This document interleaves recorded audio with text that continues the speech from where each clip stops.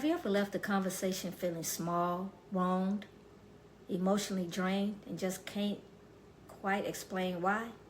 That's sign language. And once you've experienced it, it's an experience that you will never forget. Welcome back to Away with Old Thinking Patterns, the podcast. I'm Dr. H.J. Muhammad.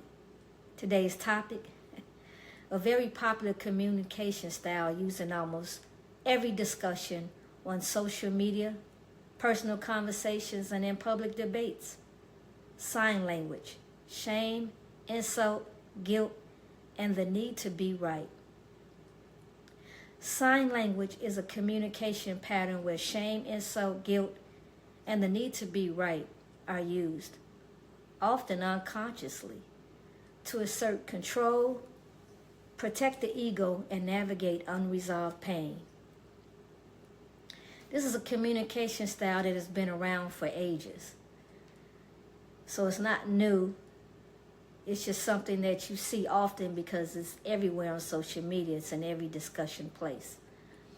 I once heard Kevin Samuels using in one of his podcasts. It's a very, very popular communication style, and the use of it is growing. It's a communication pattern rooted in survival, control, and navigating through unhealed emotional wounds that were passed down through generation and reinforced culturally.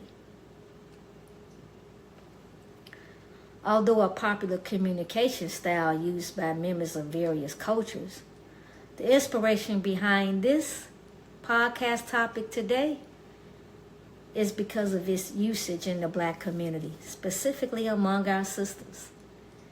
This pattern is often normalized, inherited, and misunderstood as strength. One that has been inherited, internalized, and unknowingly weaponized against others and themselves. This isn't the blame game, people. It's about recognition, accountability, and transformation. This isn't about tearing down the Black woman. This is about freeing us from old thinking patterns we didn't even choose, but maybe unconsciously continuing the usage of. So what does a conversation with someone who uses sign language look like, right? What does that conversation look like? It's taking a difference in opinion as a personal attack.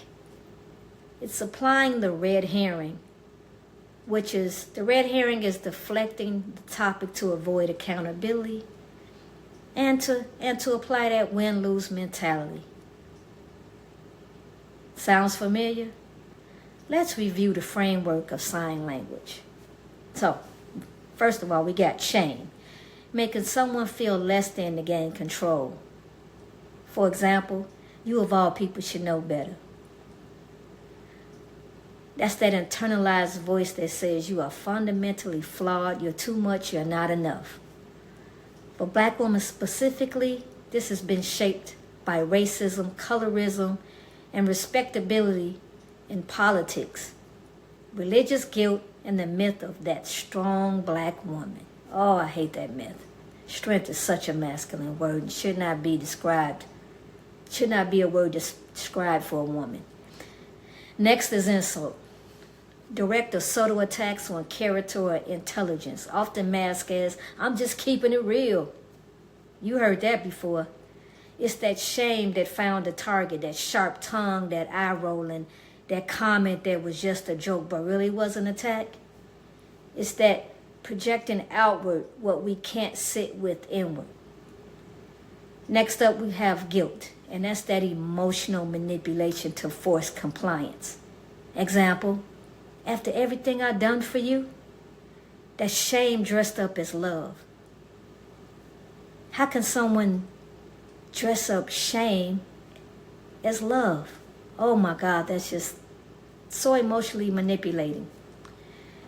Next is that need to be right, being correct over correction, inability to hold space for other perspectives.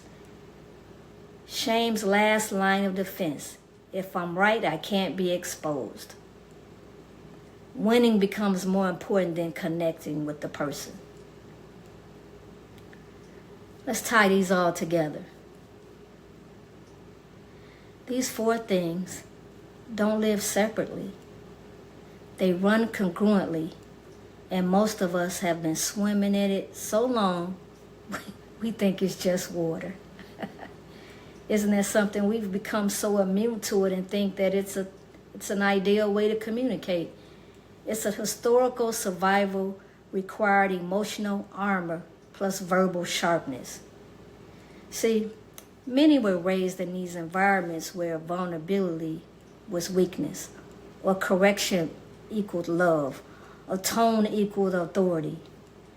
Strong matriarchal figures often modeled control-based communication styles to raise the children. Cultural pressure to be strong leaves little room for softness. See, you got to be strong. You can't be soft and be strong at the same time. But let me pose this question. Where did we learn this? We learned this at the kitchen table. From women who learned it from women who had no other tools. Survival roots, shame, and control were sometimes protective mechanisms in environments where black women had little power. Name that, honor it, then ask, does it still serve us? That strong black woman myth. She doesn't need help, she doesn't cry, she handles it. And when she can't, she controls it. This is where sign language lives. The church, the community, the culture. Spaces that both sustain black women and sometimes reinforced shame-based communication. Our mothers weren't broken. They were doing what they knew. This work isn't about blaming them. It's about being the generation that breaks those old thinking patterns. Shame, often a root.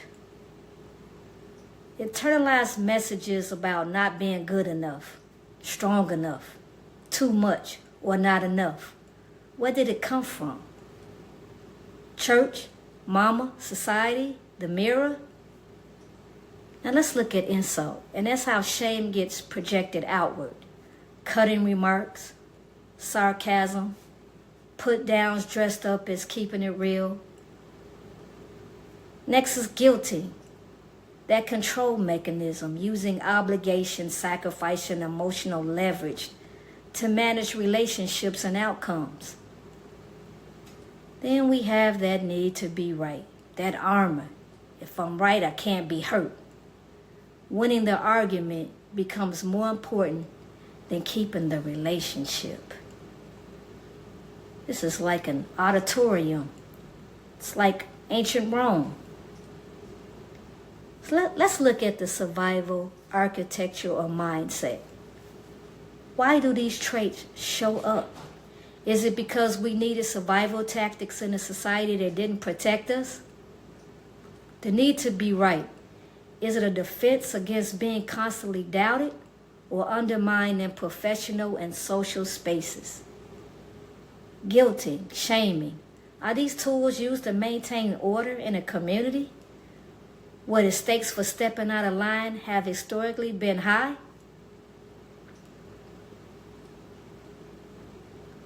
How does the usage of sign language impact our relationships? How does sign language affect sisterhood, dating, and mother-daughter dynamics? Now let's look at conflict resolution. Moving from winning an argument to resolving a problem. This is where we have to navigate our thinking. The emotional tax, the exhaustion of always being on guard and how it prevents true vulnerability. That's tiring. Deconstructing the strong black woman scheme. Does the pressure to be invincible force women into using insults or shames to deflect from their own hurt? discussing the transition from strong to whole. These are things that we have to really look at. So now I'm going to ask you some questions. We'll ask you one important question. Do you speak sign language? What is sign language and do you speak it? Ask yourself, what is sign language? Do I speak it? Where does shame begin for us as black women specifically? Is it generational?